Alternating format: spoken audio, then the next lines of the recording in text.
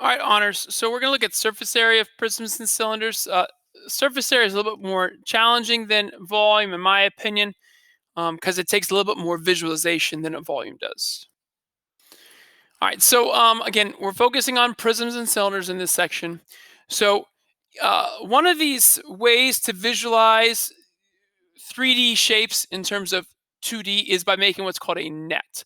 So a net is basically where you take a 3D figure and unfold it to lay all the faces flat. So as you can see, we're going to take a rectangular prism and we're going to unfold it flat. So in this picture, they're letting the gray be the bases and then the yellow be the lateral faces. So right here, if I want to find the area of this prism, I need to find the area of the 6 faces and add them together. So let's take a look at what's called the lateral area. This right here is called the lateral area. Well, notice that when you unfold it, this A, B, C, and D, these 4 dimensions are the outside of the base. The outside of the base is called the perimeter of the base. So when you're looking for the area of this lateral area, or the lateral faces, it will fold out to be a rectangle because of prism. So when you think of prism, right, again, we always think of rectangle.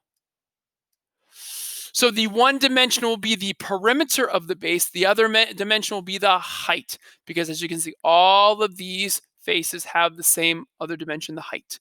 So that's going to be part of the surface area formula is the lateral area part. Area of the perimeter times the height, and that's the perimeter of the base. Then the surface area has to also include the 2 area of the bases. So then you have your 2 capital B for the area of the base, whatever shape it may be. This is your surface area formula, all right? So if you combine them together, this pH could go in place of LA, and you get perimeter of the base times the height plus 2 times area of the base. Okay, now you can unfold every one of them if you wanted to, but that'll take too long. So again, just reiterating, here's your formulas. Again, think of this one here, but again, that pH goes in place of LA. And some problems ask you for just the lateral area. Some ask for the surface area. Some ask for the lateral area plus only one base. So it could be an open box situation. So it just depends. Now, cylinders are a little more interesting, right? Because cylinders have these circular bases, but notice that when you unwrap the cylinder, you still get a rectangle as the lateral area. So your lateral area is still a rectangle. Now, this up here is going to be the perimeter of your base, but what do we call the perimeter of the base? We call it a circumference, right? So that blue unrolled length is the same as that blue, before I got off track, that blue circular length. Sorry about that. So the circumference is going to be the one part of this rectangular lateral area. So that's 2 pi r. So notice here, right, that's the circumference. So the lateral area for a cylinder is 2 pi r times h, because again, h is that other dimension you need. And then for the surface area, you just combine the lateral area and 2 area of the bases. And again, because they're circles, 2 pi r squared. And again, this 2 pi r h could go right there in place of LA for lateral area. But again, a cylinder is still a prism. So when you think of a cylinder, you have to think of rectangle. All right, so then here's your formulas more formally. Again, lateral area is 2 pi r times h. Right, I try to ignore the diameter. You could also think of it as pi times diameter times h, but I like 2 pi r. And then again, your surface area is down here, and there's the formula with the lateral area plugged in right there. Cool. All right, so let's take a look at some problems. I think we're going to go to Delta Math first, do a couple easier ones, and then hit edge elastic running. And I was wrong. We're going to go straight to edge elastic. There's 2 problems in Delta Math, very simple. And then you'll just go right to edge elastic. So here's your edge elastic. First question, it says, you are using the cylindrical stencil roller below to paint patterns on your floor.